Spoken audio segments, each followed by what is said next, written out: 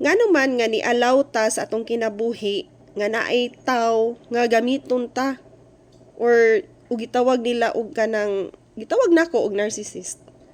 Actually dili man gud ta kabuot. Kung kinsa na mga tawo mosulod sa atong kinabuhi, dili man ta kaila nila.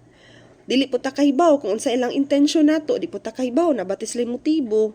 Gamiton ra ba ta or might be naapod tay mission diri sa kalibutan sa ilang kinabuhi. Siguro gipadala ta sa ilang kinabuhi para pag-correct nila or paghatag og blessing nila o paghatag nila guide or kita gihimong instrumento sa Ginoo nga maparty ta sa ilang kinabuhi.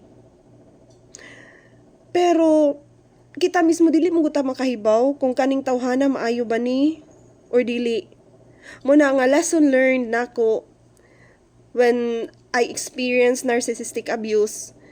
From that time on, makailan ako sa tao kung unsa iyang intention ako, nindot ba or dili. Of course, naan ako trust issues. Dili na mawala nako. Dili na ko dali dayon mo salig og tao. Mo na siya akong nakatunan sa ako ang experience before. And then if naa gani tao nga mo abot sa akong life, mapababae, mapalalaki, of course lingin man ang kalibutan, dili man gyud ta moingon nga kanira siya ako. Mo pray ra jud ko na sa Ginoo. Moingon ra jud ko, Lord, if this person will do good in my life or makahatag ni siya nindot sa akong kinabuhi, nga dili makapalayo nako sa imuha, instead makapaduol nako sa imuha, Lord, let them stay.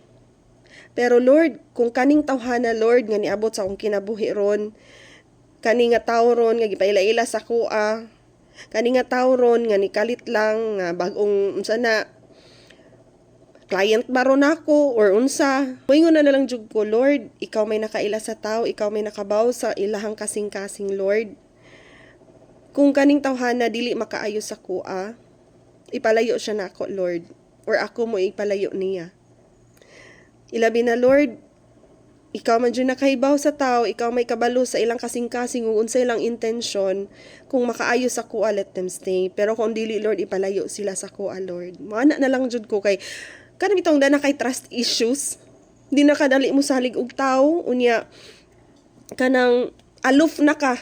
Nya mas better pa nga kanang alone na lang ka, mas maayo pa nga mag-inusara na lang ka kaysa doon na kay mga ingon ana sa imong kinabuhi niya at the end of the day pasakitan lang di ay ka. So mas better nga ako ra usa. So mo na lang gyud na akong ginabuhat nga every time na itaw sa kuha nga ipaila-ila, mingon ra ko, Lord, kanang unsa man ni siya nga tawo kanang maayo ni, kay kung maayo ipabilin siya, kung dili ipalayo ko niya. Ana ra, simple. Kaya ang Ginoo may nakahibaw sa kasing-kasing sa tao. Kita makahibaw dayta, makaila dayta, kay kung nakaila pa lang ta, dili siguro ta mabiktima sa mga narcissist, no? So ana lang. So prayer gyud gihapon.